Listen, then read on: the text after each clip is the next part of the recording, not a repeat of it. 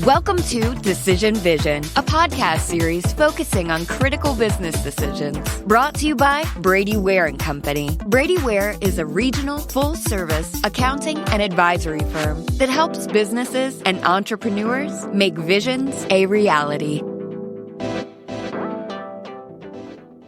Welcome to Decision Vision, a podcast giving you, the listener, clear vision to make great decisions. In each episode, we discuss the process of decision-making on a different topic from the business owner's or executive's perspective.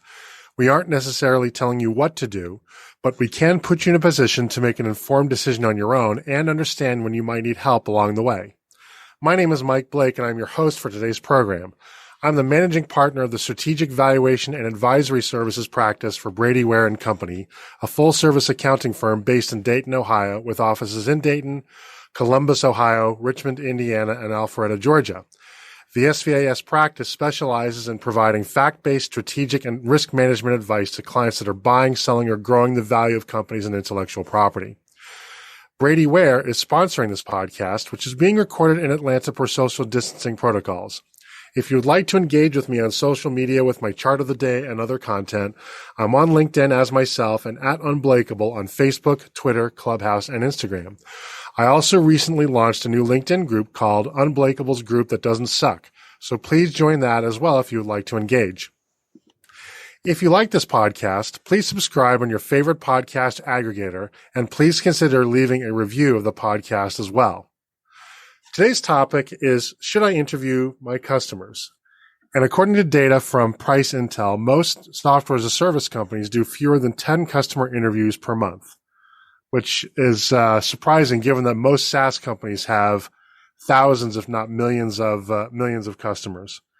And, as data becomes increasingly important, and it's been this way for a while, data has been gold for the last 20 years now. But as we develop greater analytic capability, as we develop greater AI, and as we move kind of philosophically to a more evidence-based management approach society-wide, I think this notion of interviewing customers becomes more acute. And of course, one of the more, I guess maybe it's not important, is not the right word, but certainly better known tools for understanding customer satisfaction is something called the Net Promoter Score.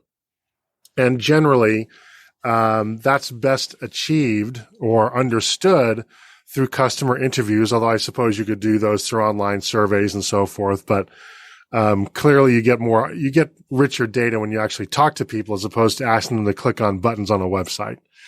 And so I hope you'll agree. I'm a data junkie as it is, and I have someone coming on today that's a fellow data junkie. So this is going to be data junkie to data junkie action here. And for the other data junkies out there, I think you're going to like the show and certainly hope that you will. And joining us today is Carolyn Kopf, who is founder and managing partner of C.E.K and Partners, a market research, branding, and digital communications firm. Carolyn is passionate about delivering strategic insights that transform brands. Clients benefit from her team's ability to mine data and extract gems to find insights that truly differentiate their brands. She guides and positions them to reach the next level. She holds an MBA in international business. Carolyn Kopf started her career on Madison Avenue in New York and has worked at top 10 global agencies in Europe and the Asia Pacific markets. Carolyn is the founder and leader of C.E.K and Partners, a 20-person firm of experts across market research, branding, and digital marketing communications fields. As a woman-owned firm, C.E.K delivers work that enables brands to build awareness, establish thought leadership, and generate demand to drive business growth. C.E.K Partners innovation workshops have generated new product concepts for Fortune 50 companies. Each concept is expected to generate a minimum of $300 million in annual revenue. C.E.K has generated $600 million in aggregate revenue for its clients over the 13 years of its operation and has completed over 1,200 engagements and counting. Thank you for that introduction. I appreciate it. I'm really honored and excited to be here with another data junkie. Yes. Well, thank you for coming. So welcome to the program. So, why are people excited, or why are people saying that best practices now includes interviewing customers?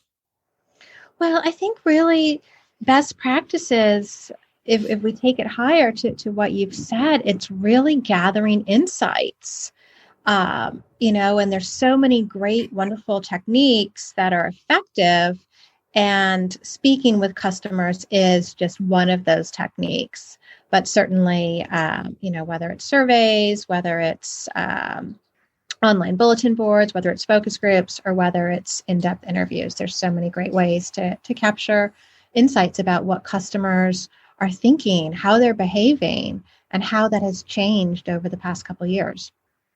So when is the right time to interview customers? There's usually critical junctures where you want to understand the latest attitudes, beliefs, and behaviors.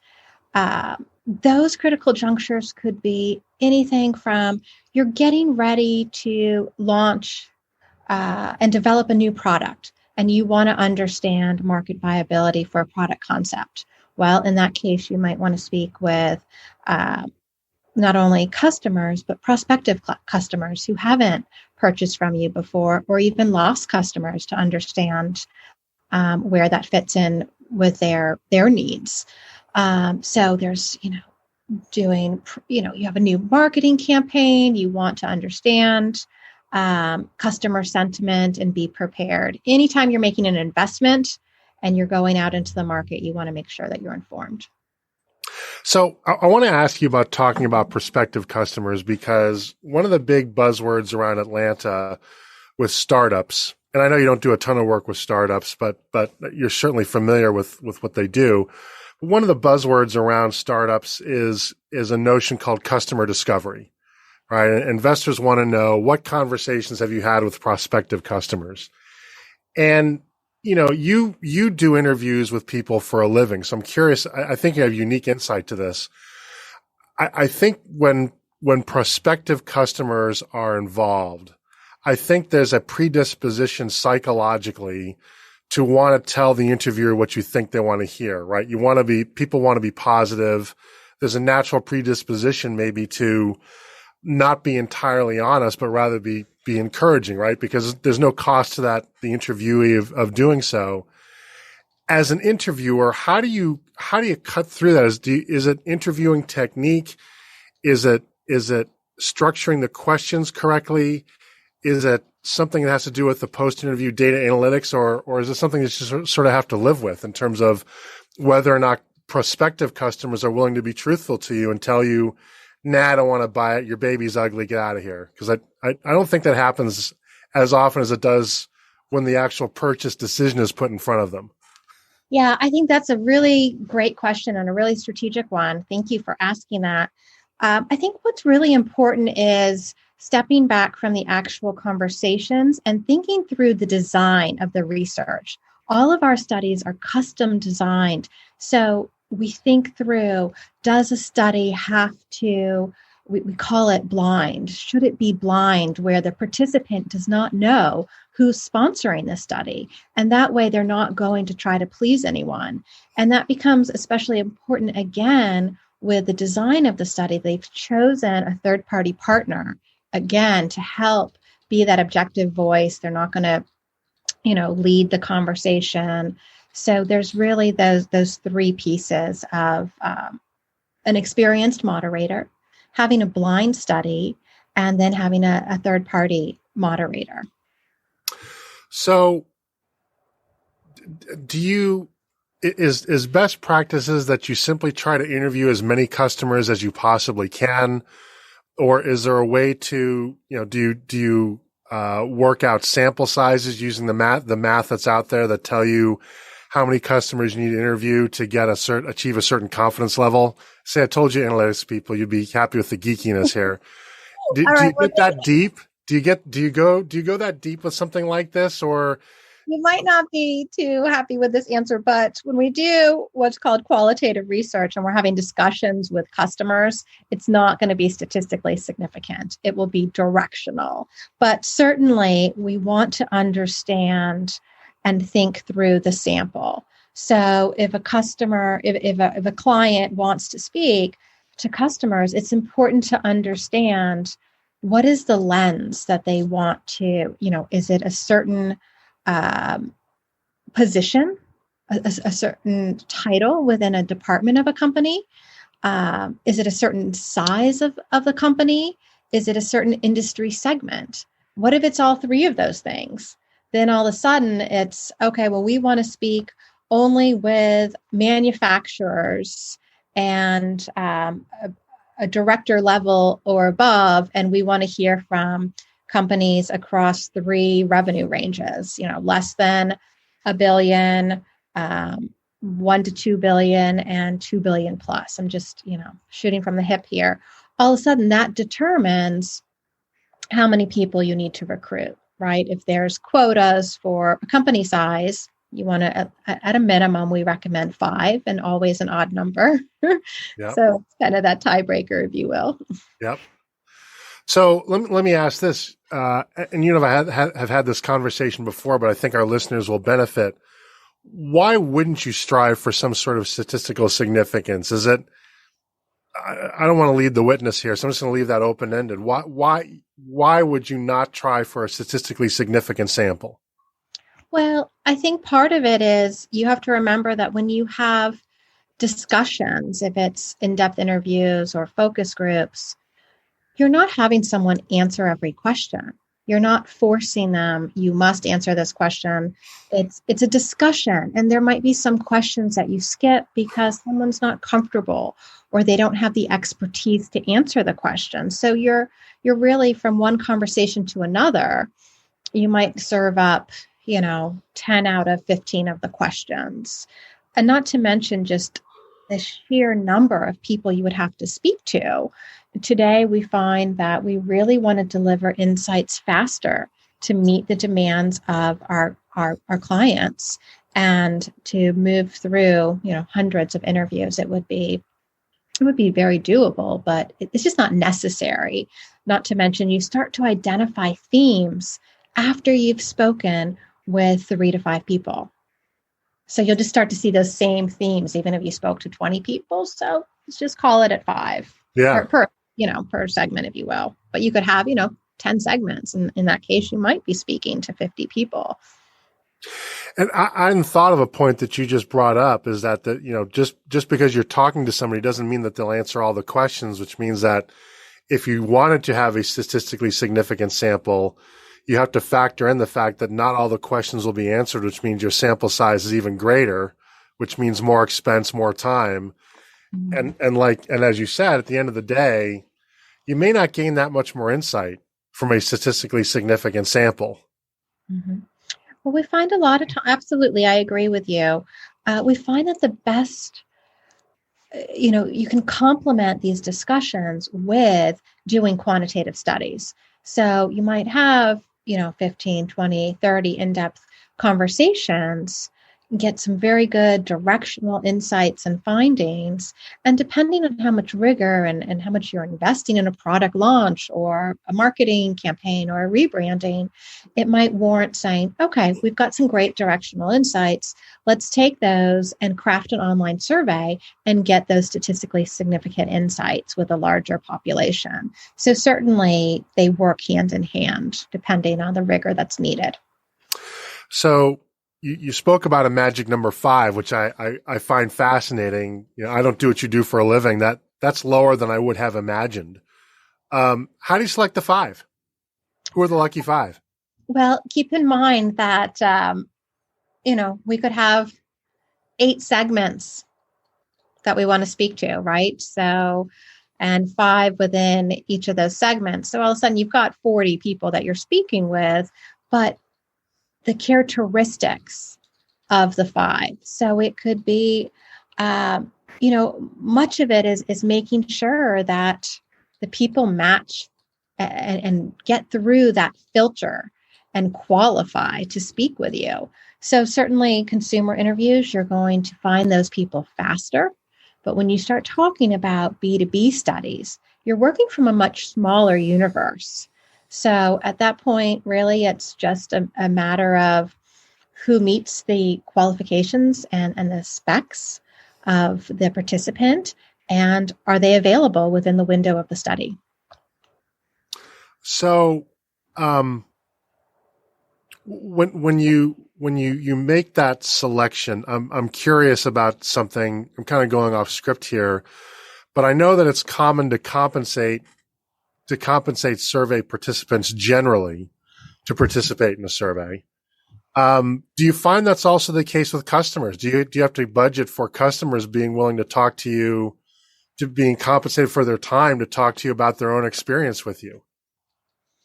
That's interesting because there's different types of customers. We really bucket it into 3 types of customers. One are the lost customers. They're no longer they're no longer your customer. There's your current customer who should be willing to speak with you without being paid. Right. And of course, there's your prospective customer who is you're going to need to incent them to speak with you. So that's really the rule of thumb.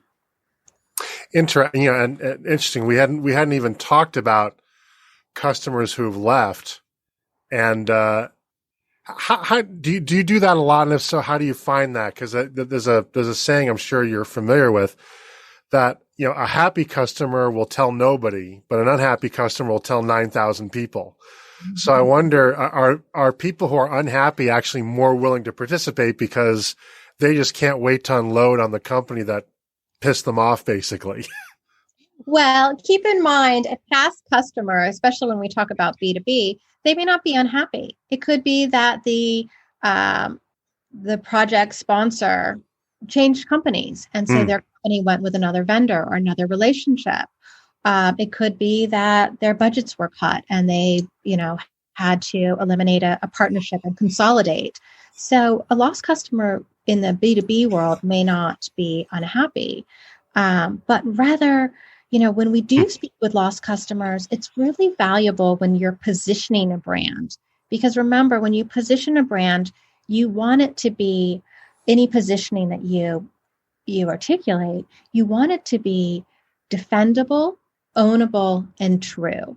So if you get that 360 of your current customers, your lost customers, and your prospective customers, all of a sudden if it's defendable or true. Because if you're thinking one thing, but people have left because that's not the case, it really helps to groundwork in the defendable and true piece, at least in the B2B world. Absolutely, I agree. In the consumer world, a lost customer is probably someone who's grumpy and didn't love something, whether it was, I'm thinking about things that happen today with, return policies, with everything being online, or not being able to get a hold of someone on the phone. All of a sudden there's different reasons why someone might not be happy. But I think absolutely it's important to understand when you talk about that net promoter score, what is the percentage of detractors, neutrals, and promoters? Because certainly if someone's neutral to negative, there's a chance you can recover that relationship with, I don't know, a free trial or, a 10% discount, something to get them to come back. But if it's a true detractor that's on the scale of NPS, down at the 1 or 2s, that's just let them go and focus on your happy customers who are promoting and those who are neutral that you can recover and really bring them along.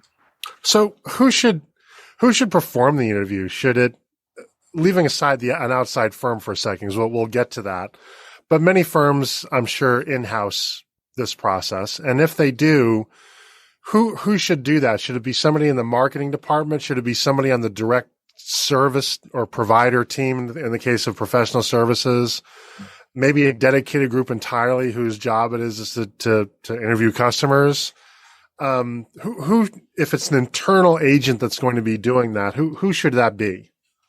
It really depends on the context. So, for example, if you're talking net promoter score and you're speaking with lost customers, you want someone from the customer insights team or someone even from customer service who's trained in having conversations with lost customers and helping to bring them back to sign up for a 3-month trial or whatever the business model might be.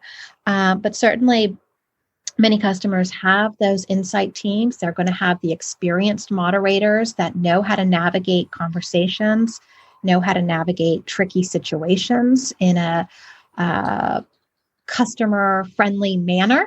So certainly we recommend someone with experience handling them.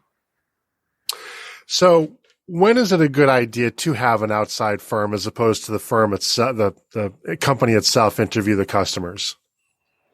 Well, I think there's a couple reasons. One could be a company or a corporation. Their customer insights team is small and they need to expand capacity and expertise with an outside party. That's one scenario. Another scenario is a company doesn't have insights in-house and they could lean on marketing or product marketing, but maybe there's not the expertise. So it's really a risk. And it would make sense to bring in a third party to either design the study, do the comprehensive. And then I guess the last point would just be, making sure that no one's leading the answers, because certainly you want the insights to be helpful and true in the sense of making decisions versus what someone wants them to be. Right. I think Brady Ware is great. Don't you agree? Right.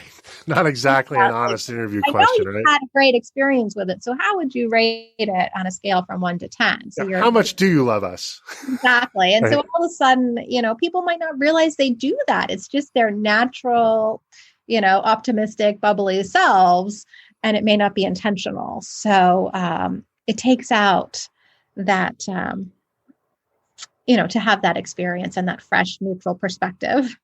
And, you mentioned the word training, and I want to bring something up because I don't think this is always appreciated, but conducting interviews is a skill. It's not easy to conduct a useful interview, is it?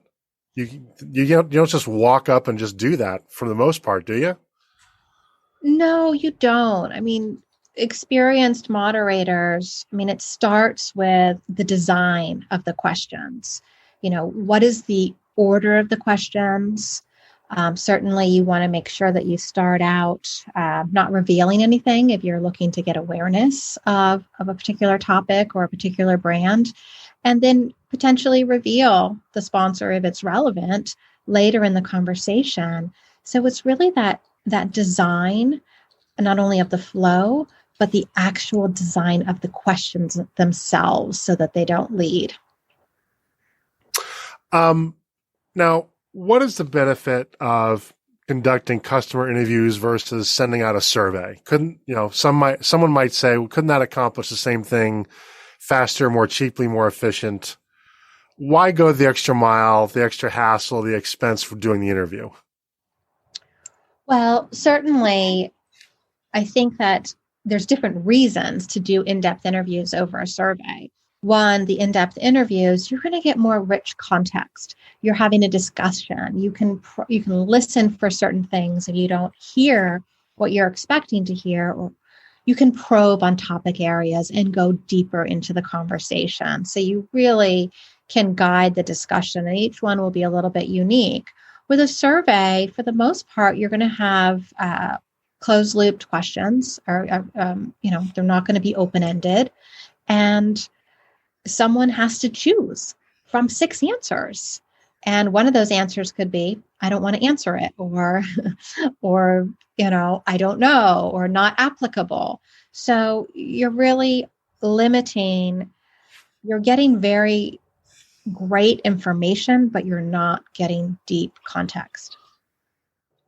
So is there an ideal length for how long an interview should take? I got to imagine at some point, there's got to be a limit to how much time you can get from somebody. So in your mind, is there an ideal time limit on an interview? Absolutely. I think there's really 3 types of interviews. There's interviews that feel like a survey, where you might ask someone 15 questions in 15 minutes. It's like, are you aware of this? Yes, no, right? It's not a conversation. So Right. you can do that in 15 minutes.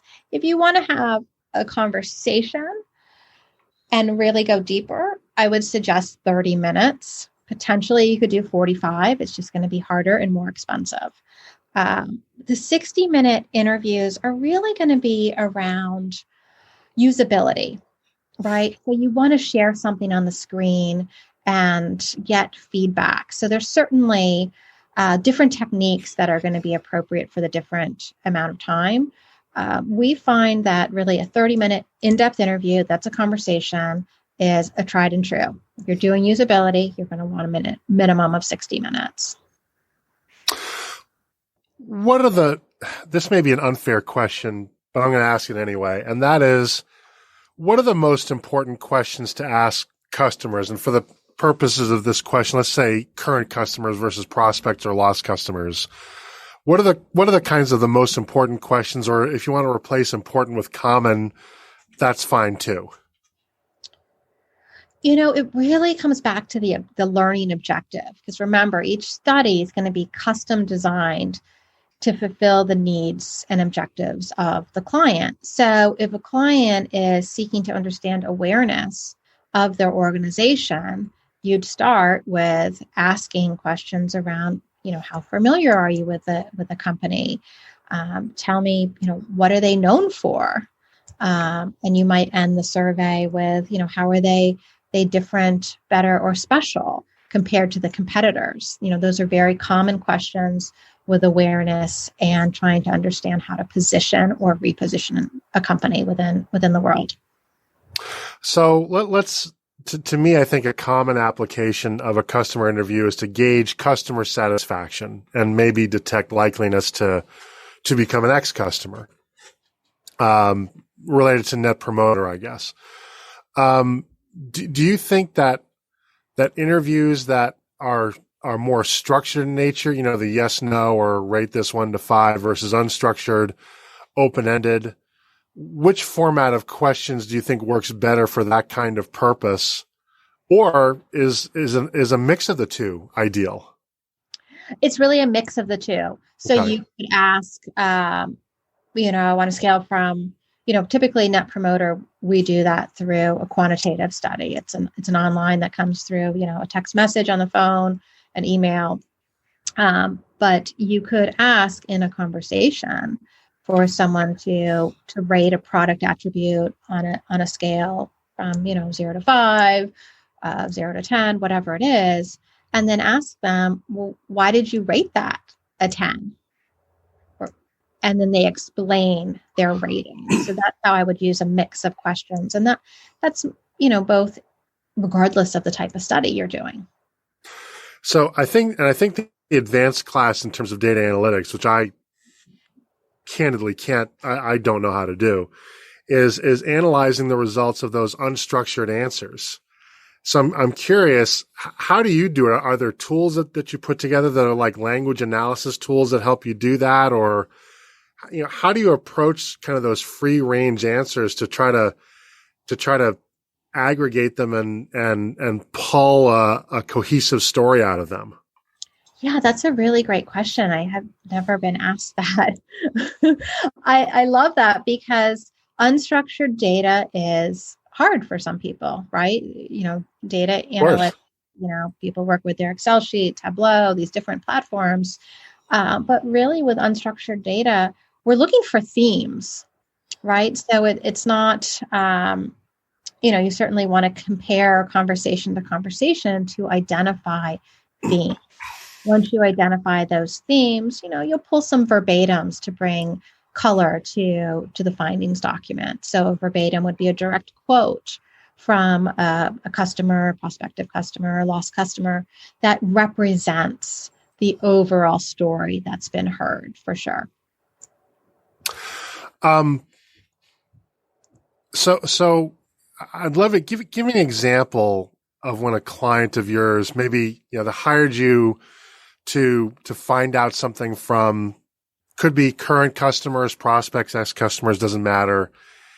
and maybe maybe the client thought that, I already know what the answer is going to come back, but maybe you came back and surprised them, or you didn't surprise them, the data surprised them, the responses surprised them. Can you think of a time when that happened? Yeah, I think there's a couple instances. Especially when you talk about doing an AAU study, attitudes, awareness, and usage, right? A customer does that to establish a baseline and monitor their brand's performance and how it's perceived in the marketplace with its customers as well as against its competitors. And so, you'll rate brand attributes as far as, how the brand behaves. Do people think that it's, fun to interact with the brand? Do they think that the brand, customer service or communication is friendly or welcoming, whatever the situation may be? And so a lot of times there might be things that aren't even a hypothesis that comes back of, oh, wow, we didn't realize that we weren't considered a friendly brand. We thought everyone was really warm and welcoming. Gosh, but compared to our competitors, they might be doing a better job. So things that weren't maybe on the radar, especially when you compare it against the competitors. Another example would be in message testing, that you find out that, you think your messaging is resonating, or you have some new messaging that you want to launch, whether it's, for TV or radio campaign or, and you test it and you hear from people that, wow, I can't believe the brand's talking to me in that manner. It's rude. It's making me feel bad. It's fear-based. And so things that, again, weren't even on the radar to expect to come back, surprise that, the data surprises all of us. And the importance of that is the value of the data, right? It's a small investment compared to, the marketing and advertising campaign, creative, the production, the media buys. When you look at it and compare it to those budgets, it's probably a rounding error. So it makes sense to certainly get that pulse of, oh yeah, this is resonating, or, oh wow, we should really talk to our team and train against this because it's not coming through right to our customers. And those surprises can, as you said, they can be so instructive. And the business you're in, to me, from my perspective, I should say, the business that you're in, from my perspective, is really the insurance business. Because for a small amount of a relatively small investment compared to the overall investment of introducing a new product, service, company launch, whatever, right? You can find out if you need to course correct or even bail out before you make the really big investment. Absolutely, especially when you're talking about proof of concept or trying to figure out, what price point, what products and features should be the top 3 that are communicated in the marketing that are going to be most, interesting and compelling to the customer in a software solution, for example. You don't want to put, 15 product features when really there's 3 that are going to compel and motivate the buyer to sign up. I remember when at the outset of COVID, Apple had a very short-lived campaign where they were doing these TV and video advertisements, basically showing people having lots of fun and smiling while they're all in quarantine and using their Apple devices and so forth. And I sensed it, and there was tremendous backlash because basically while millions of people who can't be sequestered were forced to put their lives on the line in service to the rest of the economy, and also just sort of completely missing the point that the pandemic was serious and it wasn't just a vacation to go home and play on your iPad. I think that was a place where Apple really missed the mark, and I suspect they thought that for sure they really understood what everybody was going for. But that, to me, that was a classic case where they would have done very well to have stepped outside of their office and hired somebody like you to kind of test that message and give them sort of a reality check, because it truly was a disastrous Apple can withstand that, but nevertheless, it was a disastrous campaign. That the kind of study that you're talking about, talking to customers, would have avoided. Yeah, and I think that what's important here is when you talk about, smaller companies, startup companies, these mid-sized companies, it matters, if they have a misstep. It can mean market share points for them in the millions of dollars or more. So I think that's a great reminder about, just taking the time and being thoughtful to hear from people before you tell them what you think they want to hear. Yep. So we're recording this in a period of a lot of uncertainty in terms of, meeting in person, return to office, et cetera, et cetera. Does it impact how you are to interview or the efficacy of interviews to conduct them virtually or remotely versus in person? And if so, what adjustments have you had to make in terms of technique or approach to close that effectiveness gap? We've always done in-depth interviews over the phone, right? Okay. Because we might have, 20 interviews, but we're speaking with people around the country. So it's not cost effective to fly to California and then fly to Texas and then over to New York and then to South Carolina. So those would always traditionally be done over the phone. The primary difference is, we're now using Zoom. So it's almost better because you get to see the people and it's easier to record. You're not, jerry rigging some handheld recorder or whatever techniques people used, Right. 10 years ago. And everyone's comfortable for the most part on Zoom. There's a few exceptions, but really Zoom or similar platforms, whether it's a WebEx or a Teams, they're great for in-depth interviews. Certainly, I think the biggest change has been in-person focus groups, right? Where those have gone virtual. Certainly, there's plenty of current focus groups behind the glass that are still occurring. But I think that there are definitely some efficiencies and comfort level with virtual focus groups. And that saves people money. You don't have to fly to California to conduct 4 focus groups. You can do them online if there's, a speed or budget constraint for a company. You bring that whole Zoom thing up, and it's funny, we've had the telephone for about 145 years, and we've had video calling available for roughly 60. And it was really a niche, fringy product. Nobody wanted to deal with it except for real tech heads until the pandemic hit. And then all of a sudden, because there's a virus out there, for some reason now, we don't want to do phone stuff anymore. Everything has to be on video. And it's strange because nothing changed about the core technology or even the use cases. Just for whatever reason, because we're all for a time, we're all in our homes, all of a sudden we had to do video. Really strange. Somebody's going to be writing psychology papers on that. It's been a great tool. And I'm surprised we haven't, like you said, used it more often. I think it just wasn't mainstream, or it wasn't a platform that was an easy subscription, whereas now it's just part of your tech stack of. So you mentioned something I did want to make sure to touch upon. It sounds like that it is a practice of yours, at least sometimes, to record interviews. And if is that in your mind a best practices blanket, or are there some cases where it's more important to record an interview than others? I think that recording the interview has value for transcription, right? So you can really focus on speaking and listening to the participant in the study, and you can go back and, if you're allowed, there's different parameters depending on the study design.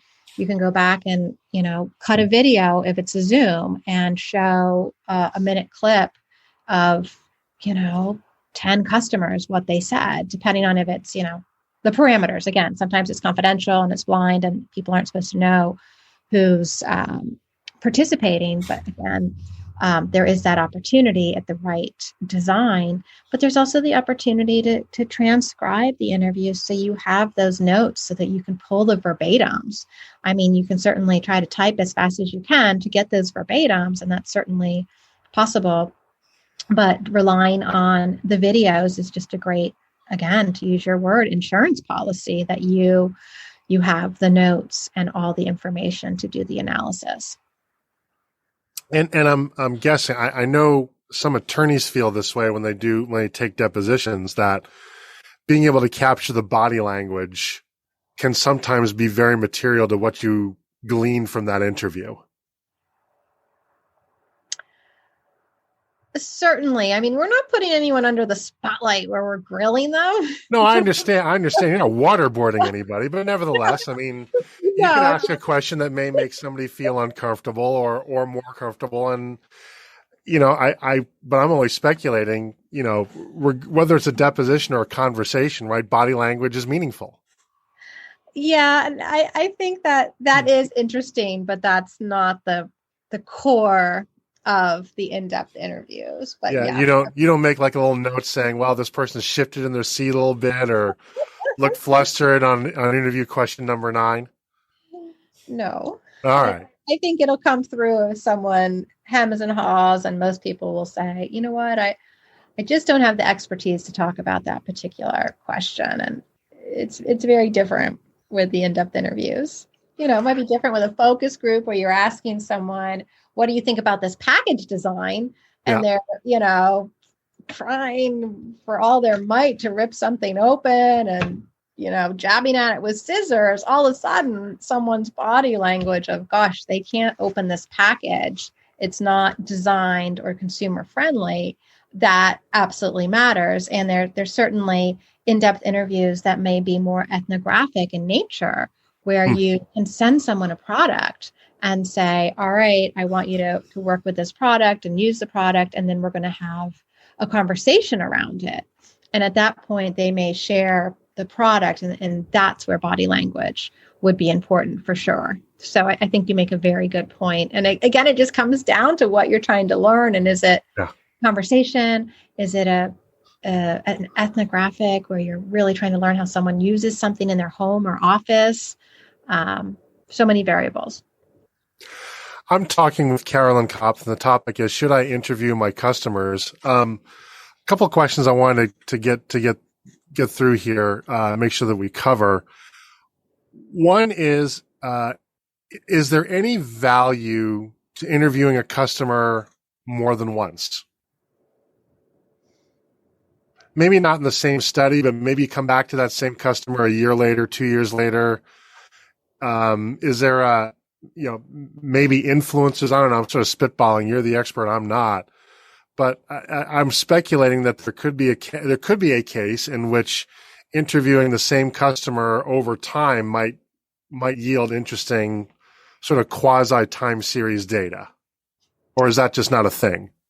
No, I mean, I don't know that it's a thing. Again, it comes back to what you're trying to monitor.